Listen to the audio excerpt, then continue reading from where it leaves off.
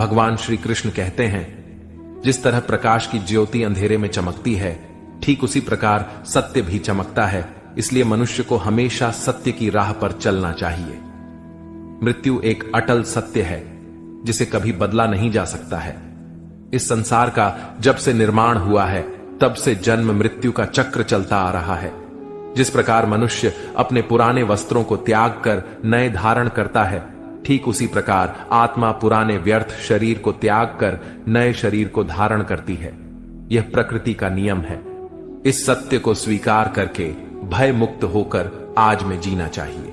ज्ञानी व्यक्ति ना तो मरने वाले का शोक करते हैं और ना ही उनका शोक करते हैं जो अभी जिंदा है, क्योंकि वह जानते हैं जो मर गया वह फिर से जन्म लेगा और जो जिंदा है वह एक दिन जरूर मरेगा। कर्म ही सबसे बड़ा धर्म है। भगवान श्री कृष्ण गीता में अर्जुन को उपदेश देते हुए कहते हैं, व्यक्ति कर्म करने के लिए ही पैदा हुआ है और बिना कर्म किए कोई रह नहीं सकता।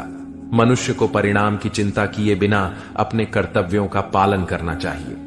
क्रोध मनुष्य को नरक की ओर ले जाने वाला द्वार है। क्रोध करने से व्यक्ति का मन अशांत हो जाता है। वह आवेश में आकर कई बार अपना ही नुकसान कर बैठता है।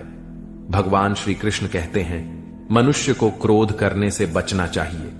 कितना भी गुस्सा आए, स्वयं को शांत रखने का प्रयास करें।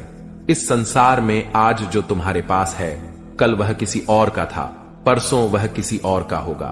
तुम यहां खाली हाथ आए थे और खाली हाथ जाओगे। मन पर नियंत्रण रखना जरूरी है। मनुष्य का मन वायु की तरह चंचल है। यह मन ही है जो मनुष्य को काम वासनाओं की तरफ भटकाता रहता है।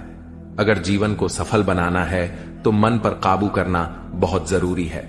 मन को वश में करने से दिमाग की शक्ति केंद्रित होती है, जिससे कार्यों में सफलता मिलने लगती है।